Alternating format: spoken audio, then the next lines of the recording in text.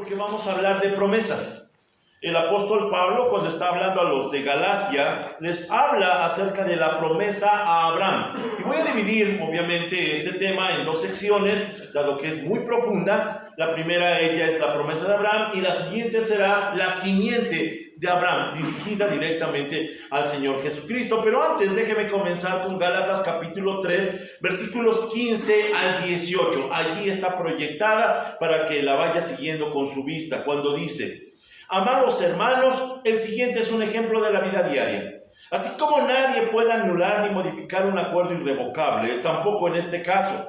Dios ha dado las promesas a Abraham y a su hijo, y noten que la escritura no dice a sus hijos, como si significara muchos descendientes, más bien dice a su hijo, y eso sin duda se refiere a Cristo. Lo que trato de decir es lo siguiente: el acuerdo que Dios hizo con Abraham no podía anularse 430 años más tarde, cuando Dios le dio la ley a Moisés, porque Dios estaría rompiendo su promesa. Pues si fuera posible recibir la herencia por cumplir la ley, entonces esa herencia ya no sería el resultado de aceptar la promesa de Dios. Pero Dios, por su gracia, se la concedió a Abraham mediante una promesa. Hasta ahí lo que dice la palabra de Dios. Voy a hacer referencia a los versículos 15, 17 y 18. El versículo 16 lo voy a dejar para un tema posterior. Pero antes déjenme iniciar con esta historia.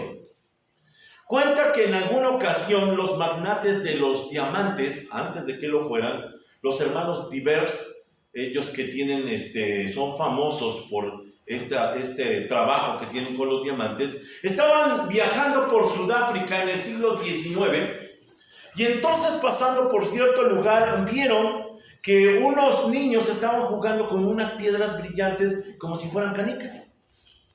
Les llamó la atención, los mandaron a llamar y se dieron cuenta que esas piedras podían ser muy valiosas. Así que les preguntaron en dónde las habían encontrado, y el niño con naturaleza los llevó al lugar en donde habían tomado estas piedras brillantes. Cuando se dieron cuenta de que eran diamantes, entonces preguntaron por la propiedad, que era justamente del papá de esos niños. Y entonces el papá, que hasta ese momento siempre se había quejado de su pobreza, vio que era una oportunidad maravillosa para vender, y vendió por $50,000 esa propiedad. Lo que no sabía es que allí iba a ser el origen de las minas de diamantes Kimberley, una de las minas más grandes e importantes del mundo. Miren la ironía. Durante mucho tiempo los propietarios siempre vivieron sobre una mina de riqueza sin saberlo, y estuvieron pobres. Esto nos enseña que en ocasiones, cuando nosotros tenemos la riqueza que en Cristo ha sido adquirida y no la disfrutamos o no la entendemos, es como estar viviendo sobre la mina y estar viviendo como mendigos, estar viviendo en la pobreza. Ahora, la pregunta es entonces, ¿y conocemos la riqueza? ¿Conocemos en qué consiste la promesa de Dios a Abraham? ¿Cuál es la promesa de Dios a Abraham? Déjeme aclarar que este tema está basado parcialmente en el libro Las 4 simientes de Abraham, de un escritor llamado John Reisinger, ya muerto hace unos 6 o 7 años. Y comienzo diciendo que aquí es donde se va a verificar la postura teológica que este servidor tiene y que está tratando de imprimir hacia la iglesia. Existen dos posturas teológicas más importantes, las más generales. Se podrían subdividir, pero podríamos nosotros conceptualizarlas en dos grandes vertientes. En primer lugar está la teología dispensacional. Es la más popular, es la que casi todas las iglesias tienen. Por supuesto, muchos de ellos ni siquiera saben que la tienen, en donde esta teología dispensacional insiste en que el pueblo de Israel sigue siendo hoy el pueblo de Dios. Incluso hacen oraciones por el pueblo y ponen la bandera de Israel ahí en sus perfiles de Facebook. En fin, siguen pensando que Dios todavía tiene un trato o tiene un pendiente con ese pueblo que se dice, se autonombra el pueblo de Israel, y ellos piensan que es el pueblo de Dios. La otra teología es la teología del pacto. Se supone que sería la teología del nuevo pacto, pero en realidad es una teología del pacto renovado, porque ellos piensan que aquel pacto que Dios hizo en la antigüedad, ahora nosotros lo tenemos establecido en nuestros tiempos. Jesucristo dijo que era un nuevo pacto, era un rompimiento con lo anterior, y ahora nosotros tenemos la novedad de vida. Así que lo que yo presento se podría denominar como teología del nuevo pacto. No es muy difundida aún, ha de tener unos 20, 30 años a lo mucho de antigüedad. Yo la comencé a entender hace algún tiempo en forma personal y me vine a dar cuenta que algunas iglesias, pocas iglesias, están empezando a manifestar esta postura que definitivamente radicaliza con las otras dos que acabamos de decir, el dispensacionalismo y la teología del pacto. Ahora, ¿por qué es importante? Porque cualquier postura teológica va a condicionar nuestro entendimiento de la Biblia. Nosotros vamos a entender la Biblia de acuerdo a esos prejuicios teológicos. Usted va a decir, pero yo ni estudio eso. No, pero ¿quién le enseña? Pero quien usted está escuchando o de quien ha aprendido tiene esas predisposiciones, incluso a veces sin saberlo. Y entonces, cuando nosotros vamos a los pasajes de la Biblia, depende de lo que usted crea en esa postura teológica. Y esto es más importante incluso que lo denominacional. Porque puede suceder que, por ejemplo, los bautistas, junto con los carismáticos, están compartiendo la misma postura teológica y no lo saben.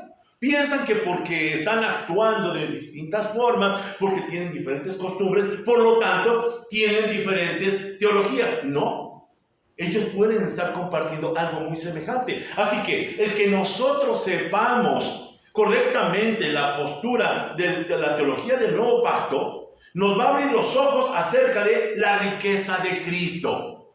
Si no, de otra manera, estaremos hurgando en el basurero, buscando alguna promesa de Dios para nosotros sin saber que en Cristo todas las promesas están cumplidas. Así que cuando vemos al apóstol Pablo trabajando, en este caso escribiendo a los Gálatas, él va a aclarar precisamente este punto. No le llama teología, pero nos demuestra que la postura doctrinal del apóstol Pablo es la que está basada en el nuevo pacto. Aquel pacto que en esa noche a los discípulos les dijo, esta es la sangre, el vino, y este es el pan del nuevo pacto en mi nombre.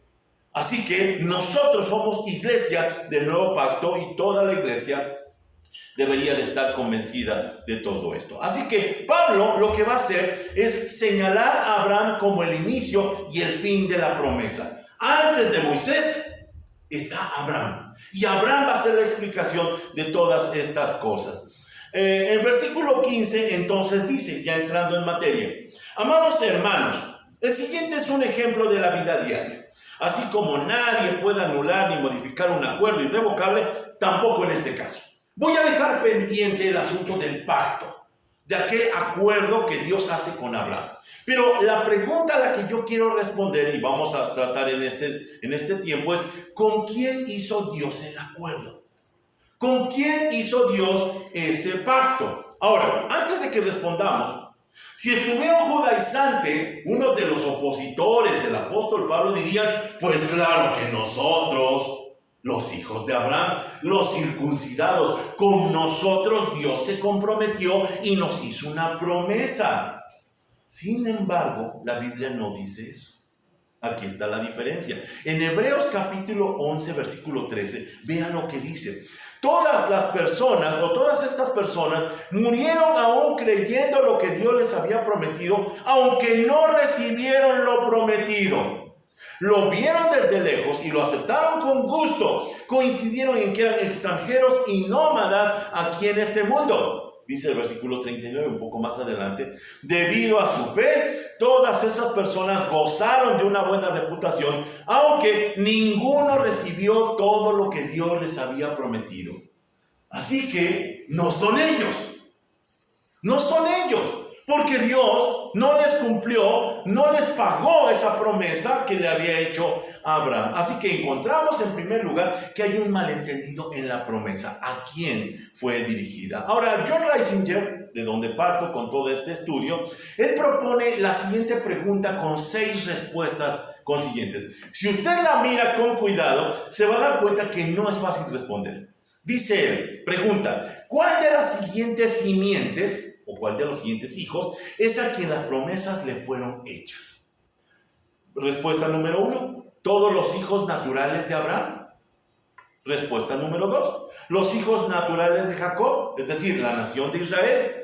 3. Los padres de familia cristianos.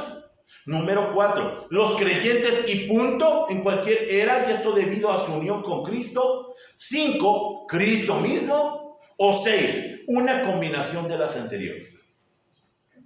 No sé si nos atreviéramos a responder. Porque cuando vemos esas 6 posturas, decimos, parece que cada una de ellas tiene sentido. Y aquí entonces nos damos cuenta cómo la respuesta va a depender de la teología que nosotros manejamos. No es una respuesta sencilla. Ahora, yo quiero entonces exponerles lo que la palabra de Dios dice con respecto a las simientes de Abraham. Y aquí entonces John Reisinger propone las 4 simientes, extraídas precisamente de la Escritura y explicadas de acuerdo a la teología del Nuevo Pacto. En primer lugar, dice él, Abraham tiene una simiente natural, hijos naturales, es decir, descendientes físicos. Para aclararlo un poco mejor, podemos decir, por ejemplo, Ismael e Isaac, Jacob y Esaú, o los judíos y los árabes.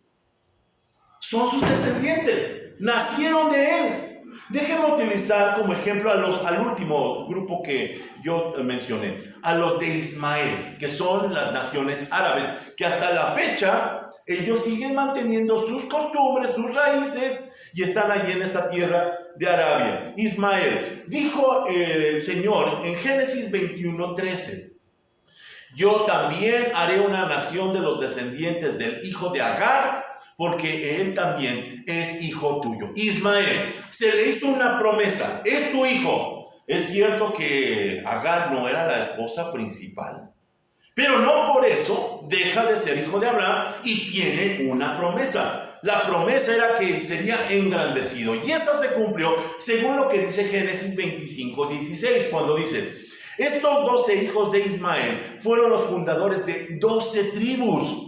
Cada una llevaba el nombre de su fundador, registrada según los lugares donde se establecieron y acamparon. Se dio cuenta, no solo Israel, Jacob, tuvo 12 hijos, sino también Ismael tuvo 12 hijos y tuvo una nación con 12 tribus. Tanto Abraham en Ismael como en Isaac, más adelante Jacob, se viene cumpliendo una promesa a esos hijos de simiente natural, los que salen de nuestro cuerpo y son los descendientes, en este caso, de Abraham. Ellos fueron prosperados materialmente, son países con mucha riqueza económica. Ahora, aquí hay una cláusula. Usted y yo, como creyentes gentiles, no podemos entrar a esa simiente natural, porque tendríamos que hacernos judíos. Allí entonces está la propuesta del proselitismo, y entonces se circuncidan y supuestamente cumplen todos esos requerimientos. Aquí cerca tenemos una sinagoga, utilizan la kipá y son bien mexicanotes, se nota inmediatamente lo mexicano, pero dicen que son judíos porque ya hicieron toda esa transición y ellos supuestamente se volvieron simiente natural. ¿Pero son hijos de Abraham? No, no pueden entrar. No es posible que entren a ser hijos naturales de Abraham. La segunda de las simientes es, Abraham tiene una simiente natural, pero especial. Natural y especial. Y si nos habíamos referido a Ismael, ahora nos referimos ¿a quién? A Isaac, al hijo que con una promesa. Dice en Génesis 21:12, porque Isaac es el hijo mediante el cual procederán tus descendientes. Allí está. Así que no es por medio de Ismael, sino es por medio de Isaac que tiene Dios los planes. Isaac tuvo después 2 hijos. ¿Se acuerdan cómo se llamaban? Jacob y Esaú. Estos 2 hijos, aparte de ellos, fue seleccionado uno en particular. ¿Se acuerda quién? Jacob. Jacob, que en la lucha, en la medianoche, después de cuando van regresando de Harán, dice que le es cambiado su nombre y se le pone el que lucha contra Dios. Se llama Israel. Ese hombre Israel, podríamos decir que son entonces todos los hijos de Jacob, la nación de Israel, la simiente natural especial. ¿Por dónde vendría el linaje del Señor Jesucristo? Dios los eligió a ellos. Eligió primero a Isaac en lugar de Ismael, eligió después a Jacob en lugar de Esaú. Y así entonces vamos viendo el caminar de Dios con respecto a este cumplimiento de la promesa. Dice por eso Romanos 9:4, es el apóstol Pablo: ellos son el pueblo de Israel, elegidos para ser los hijos adoptivos de Dios. Él les reveló su gloria, hizo pacto con ellos y les entregó su ley, les dio el privilegio de adorarlo y de recibir sus promesas maravillosas. Déjeme llamar su atención a la frase central que dice de ese pasaje: elegidos para ser los hijos adoptivos de Dios. Ojo, no hijos naturales de Dios. Dice hijos adoptivos. Y esta es una clave porque el malentendido surge cuando ellos mismos creen que son hijos de Dios. Porque son hijos de Abraham, y ellos con vanidad así lo presumen. Dice, por consecuencia, nosotros no somos hijos de prostitución, somos hijos de Dios. Ellos piensan que son hijos de Dios, pero solo eran una prefiguración de lo que sucedería más adelante con la iglesia. Para los que han estado en alguna clase conmigo, cuando estoy hablando acerca de hermenéutica, he hablado del término pasado profético. El pasado profético es aquello que nosotros encontramos en la Biblia de personajes y de historias que prefiguran lo que después se cumpliría perfectamente en la iglesia. No es David el personaje principal, sino es a quien representa, que es Cristo. No es el pueblo de Israel el principal, sino es el personaje a quien representa, que es la iglesia.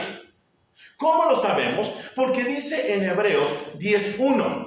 El sistema antiguo bajo la ley de Moisés era solo una sombra, un tenue anticipo de las cosas buenas por venir, no las cosas buenas en sí mismas. Así que cuando están presumiendo ellos, somos hijos de Abraham, tache. No. Ustedes solamente son un ejemplo de lo que vendría a ser la iglesia, los verdaderos hijos de Dios. Ojo con esto, los verdaderos hijos de Dios. Así que allí nosotros vemos cómo esta nación fue adoptada como tipo, como ejemplo de la adopción que más adelante se daría al creyente. Nosotros estábamos excluidos, nosotros no éramos pueblo, y en un momento dado Dios nos llama y entonces Dios nos pone como sus hijos en la adopción. Es un tema que vamos a hablar un poquito más adelante, de cómo tenemos que entender cómo somos añadidos al pueblo de Dios, cómo somos adoptados como hijos de Dios. Cuando Cristo, por eso, habla de ellos, dice que Dios se puede deshacer de ellos. Miren, por eso fueron quitados. Cuando el Señor está hablando en Mateo 8:12, dice, mas los hijos del reino serán echados a las tinieblas de afuera. ¿Por qué se va a deshacer de ellos? Porque eran adoptados. No eran hijos verdaderos de Dios. Eran hijos, diríamos en nuestras palabras mexicanas, pegados. Éramos, no me acuerdo cuál es el término, pero no eran hijos naturales, no eran hijos verdaderos. Eran hijos naturales, eran hijos de Abraham, eran hijos de la simiente natural y especial, pero no llegaban a la categoría de hijos de Dios.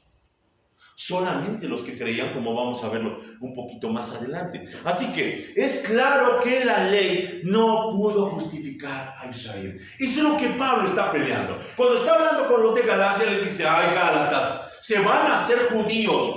Y los judíos no tienen la calidad de hijos que ustedes sí tienen cuando han creído por fe. Ellos solamente eran una prefiguración muy anticipada de lo que vendría a ser Dios perfeccionándolo en la iglesia. ¿Para qué se circuncidan? ¿Para qué van a cumplir los reglamentos? ¿Para qué van a buscar aquello que no tienen que buscar? Ahora, haciendo una aplicación a nuestros tiempos, la pregunta sería, ¿y para qué las raíces hebreas? ¿Para qué decirle Yeshua? ¿Para qué decirle Yahweh? ¿Para qué buscar cumplir con el Shabbat y cumplir con todos esos lineamientos? ¿Para qué? ¿Nos sirve de algo? ¿Nos aprovecha de algo? Para nada. Si a los mismos judíos, siendo simiente natural, de nada les sirvió, mucho menos a nosotros. Miren lo que dice Romanos capítulo 9, versículos 6 al 8. De hecho, léalo conmigo, está allí proyectado. Dice, ahora bien, ¿acaso Dios no cumplió su promesa a Israel? No, porque no todos los que nacen de la nación de Israel son en verdad miembros del pueblo de Dios. Ser descendientes de Abraham no los hace verdaderos hijos de Abraham, pues las Escrituras dicen: Isaac es el hijo mediante el cual procederán tus descendientes. Aunque Abraham tuvo otros hijos, eso significa que no todos los descendientes naturales de Abraham son necesariamente hijos de Dios. Solo los hijos de la promesa son considerados hijos de Abraham.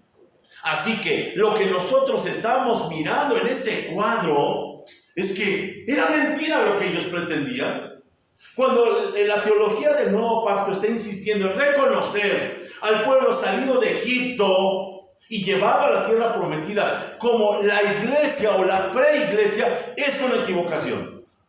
No, ellos no pertenecían a la iglesia. El pueblo no estaba redimido. El pueblo, a pesar de que eran simiente especial, no llegaron al estatus de hijos de Dios. Es lo que está diciendo el apóstol Pablo. No me lo crea a mí, crea lo que dice el apóstol Pablo. Así que solamente son la simiente natural en la carne. Y aquí vemos esto: un israelita no regenerado, alguien que no cree, un israelita, aunque es hijo de Abraham, aunque supuestamente fueron generadas en ellas algunas promesas, sería igual que Ismael o que Esaú. Sí son hijos de Abraham, sí fueron bendecidos, pero no alcanzan a más. Son como Ismael o Esaú. Ismael, que era la verdadera simiente natural de Abraham, sin embargo no se estableció un pacto con él, ninguno. Dios no tiene ningún pacto con los árabes hoy.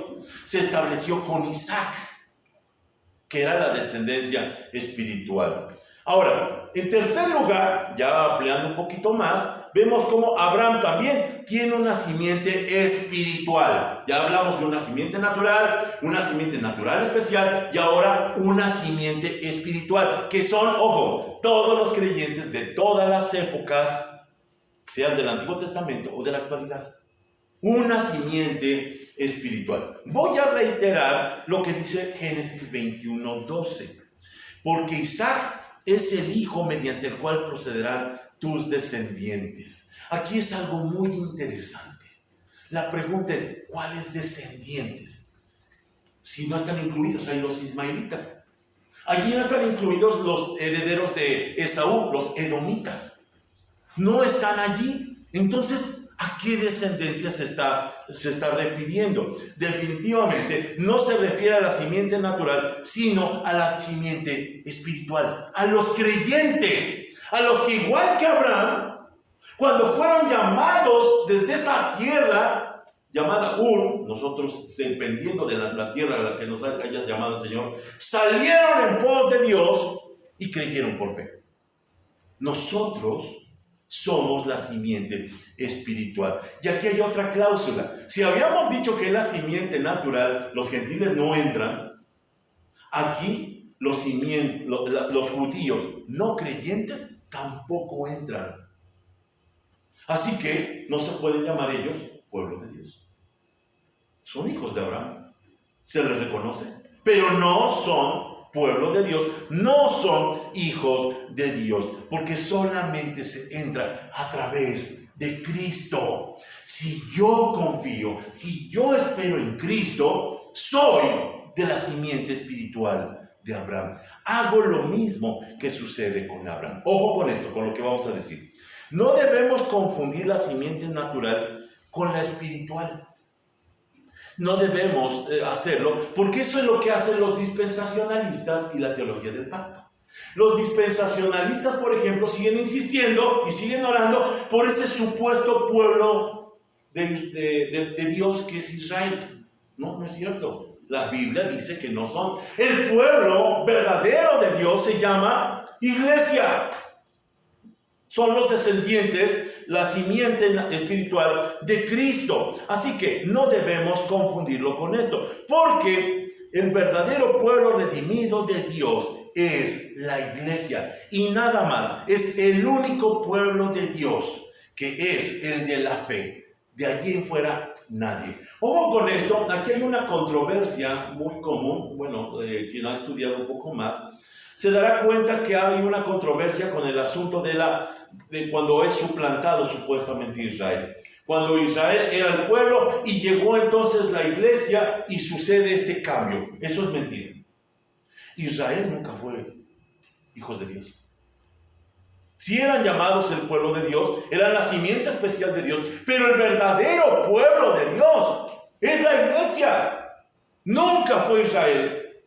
Si es que hubo allí creyentes en el pueblo de Israel, esos son unidos a la iglesia. No, la iglesia es unida al pueblo de Israel. Así no funciona. Y aquí es donde hierran esas teologías que estamos diciendo. La teología del pacto insiste, por ejemplo, en bautizar niños. ¿Han escuchado eso? Por ejemplo, los presbiterianos. Porque dicen que de alguna forma, en lugar de circuncidarlos, los bautizan para unirse con el pueblo de Dios que es Israel. Eso no es verdad. Es un error. Allí es donde nosotros decimos, ¿y dónde quedó la sana doctrina que tanto presumen? Porque son los que iniciaron con esto. La sana doctrina. Se están equivocando. El verdadero pueblo de Dios es la iglesia. Nunca Israel fue la simiente espiritual ni herederos de la promesa. ¿Quién lo dice? Lo dice Hebreos. Hebreos capítulo 3, versículo 18 hasta capítulo 4, versículo 3. Dice así: ¿y a quiénes hablaba Dios cuando juró que jamás entrarían en su descanso? ¿Acaso no fue a los que desobedecieron? Como vemos, ellos no pudieron entrar en el descanso de Dios a causa de su incredulidad. Todavía sigue vigente la promesa que hizo Dios de entrar en su descanso. Por lo tanto, debemos temblar de miedo ante la idea de que alguno de ustedes no llegue a alcanzarlo. Pues esta buena noticia del descanso que Dios ha preparado se nos ha anunciado tanto a ellos como a nosotros, pero a ellos no les sirvió de nada, porque no tuvieron fe de los que escucharon a Dios. Pues solo los que creemos podemos entrar en su descanso. En cuanto a los demás, Dios dijo: en mi enojo juré, ellos nunca entrarán en mi lugar de descanso. Así que allí están los 600,000 o más que salen de Egipto, van caminando y, por cierto, van muriendo en el desierto por su desobediencia. Y dice el Señor: pues bien, porque no creyeron, ellos no van a entrar a la tierra prometida. Así que Dios no cumplió ninguna promesa con ellos. Dios no tenía ninguna promesa con ellos. Él tenía un pacto muy distinto que el de Moisés, que no debemos confundirlo con el pacto que se hizo con Abraham. Es cierto, tuvieron grandes privilegios, pero nunca tuvieron la gracia. Lo que hoy tenemos nosotros, la mina de diamantes sobre la que estamos sentados, ellos tuvieron la oportunidad de creer, pero lo dejaron pasar. Y vendieron su heredad, así como Esaú vendió su primogenitura por un plato de lentejas y lo perdió. Esa es la historia desafortunada del pueblo de Israel. El judío entonces no tuvo ventaja, pero nunca tuvo estatus espiritual. Eso que usted y yo tenemos, el Espíritu Santo morando en nuestras vidas, el Espíritu Santo transformando nuestro ser, ellos no lo tuvieron. No tuvo estatus espiritual. Así que un hijo de creyente bautizado no tiene estatus espiritual. No tiene ventaja porque es algo personal. Allí es muy distinto el paidobautismo, que es el bautismo de niños, al credobautismo. Nosotros bautizamos al que confiesa, que cree en Jesucristo. Es muy distinto porque esa decisión la tomo yo. Esa decisión es mía, así que no tiene ventaja ser bautizado, porque simplemente sería como si fuera Ismael o Esaú. Sí, a lo mejor aparece como que tienen alguna ventaja. La realidad es que de ninguna forma. Así que es una situación en la que están en la misma situación de ser hijos de inconversos. Ojo con esto, podemos nosotros, incluso de nuestro hogar, y si creemos en la teología del pacto, haberlos bautizado, pero no tienen mayor ventaja que un hijo de alguien que nunca ha conocido de Cristo. Ahora la pregunta que nos hacemos es, ¿y qué pasa con la promesa que se le hizo al carcelero de Filipos? Cree en el Señor Jesucristo y serás salvo tú y tu casa. Bueno, la ventaja de esa promesa es que cuando nuestros hijos están mirando nuestra fe, están mirando nuestra constancia, ellos, tarde o temprano, tendrán que valorarlo y tienen mucho mayores posibilidades de llegar a Cristo. Ojo con lo que estamos diciendo. Si nuestros hijos nos ven en infidelidad, copiarán el rasgo. Pero si nosotros somos fieles, entonces bendeciremos a las generaciones nuestras. Así que es un mito aquello del hijo del pacto. Cuando bautizan a esos pequeños,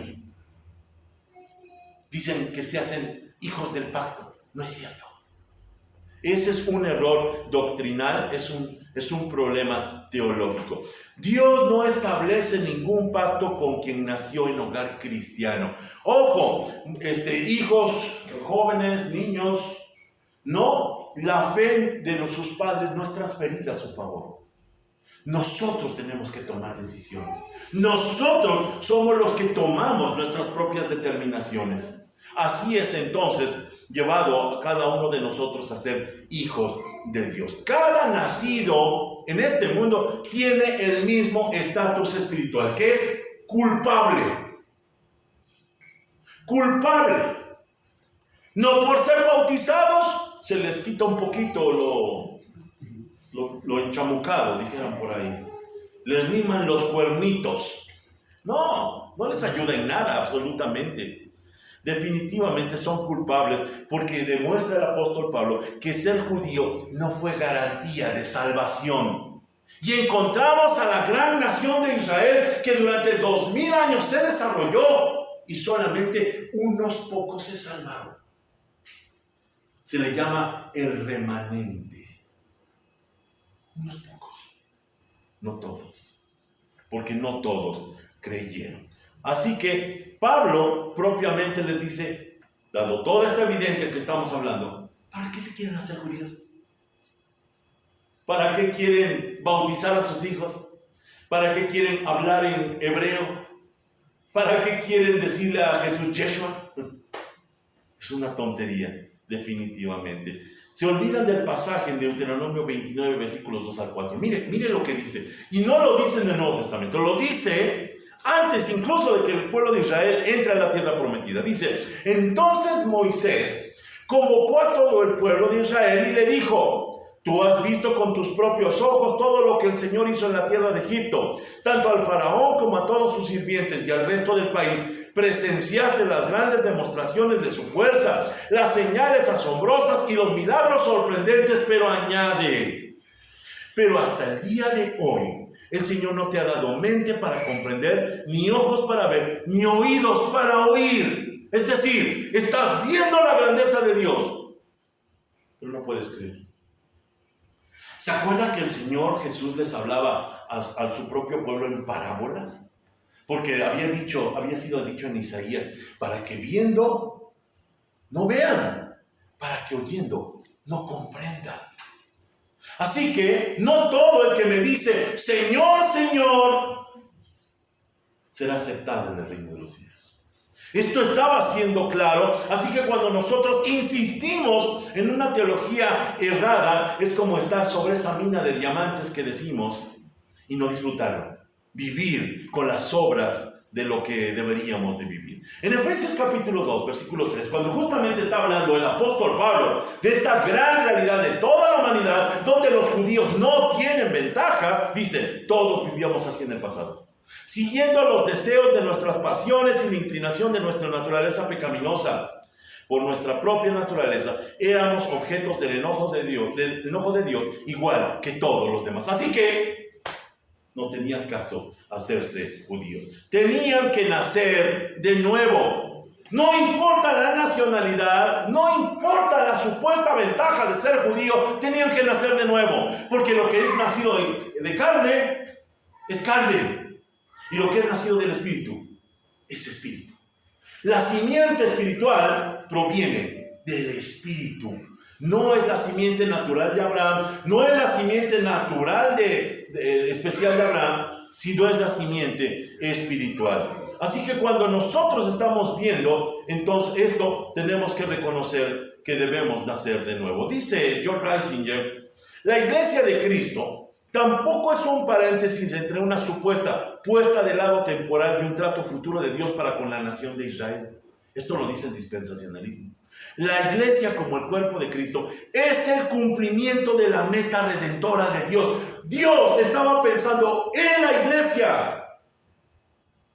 Cuando Él constituyó al pueblo de Israel, cuando Dios les dio un pacto, cuando Él hizo tratos con ese pueblo, no estaba pensando en ellos. Estaba pensando en la iglesia. Estaba pensando en la riqueza que se nos concedería a nosotros. Así que es un error pensar que Israel y la iglesia puedan unirse. La iglesia de Jesucristo es la poseedora del nuevo pacto. Cuarto lugar y último, Abraham tiene una simiente única. ¿Quién es esa simiente? Lo dice el versículo 16, Cristo. De eso vamos a hablar en el próximo tema. Pero déjeme resumir lo anterior con este breve esquema, con este pequeño esquema. Ratzinger propone el siguiente esquema. Ahí está: promesa, cumplimiento físico y cumplimiento espiritual. Mire cómo se aplica. En la promesa encontramos la promesa de la simiente, sus hijos. ¿Cómo se aplica en el cumplimiento físico? Con Isaac. Es la simiente natural especial. Pero el cumplimiento espiritual es Cristo, la verdadera simiente. Esto lo vamos a ver, como lo decimos, en el siguiente tema. Otra promesa. Nación. Se les dijo que ellos serían una gran nación. ¿Cuál es el cumplimiento físico? Israel. Efectivamente, durante 2000 años estuvieron establecidos como nación. Pero el cumplimiento espiritual, ojo, es la iglesia, la verdadera nación de Dios, el verdadero pueblo de Dios. No fue Israel. Es la iglesia.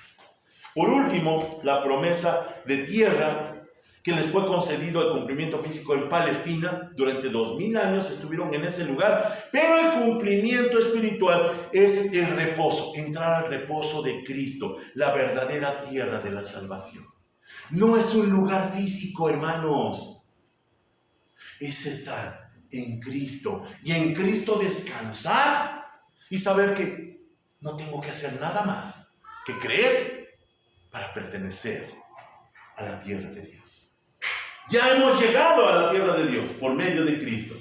Ya hemos llegado a recibir nuestra herencia, aquello que nos había sido prometido. Termino con versículos 17 y 18. Dice, retomando, lo que trato de decir es lo siguiente. El acuerdo que Dios hizo con Abraham no podía anularse 430 años más tarde, cuando Dios le dio la ley a Moisés, porque Dios estaría rompiendo su promesa. Mire, muy interesante, porque cuando estamos viendo que utiliza una imagen que para cualquier ser humano de todos los tiempos es muy normal, es el testamento. Un testamento se tiene que cumplir, es la última voluntad de aquel que está heredando. Así que el apóstol Pablo utiliza algo tan trivial, algo tan común como un testamento, y dice: si un testamento no se puede más que cumplir, ¿cómo Cristo, cómo Dios no va a cumplir su promesa a Abraham? La tiene que cumplir. Aquí partimos desde el versículo 15, que había hablado de un acuerdo irrevocable. El término en el hebreo es berit. Berit, que significa cortar pacto. Es muy interesante porque había una ceremonia.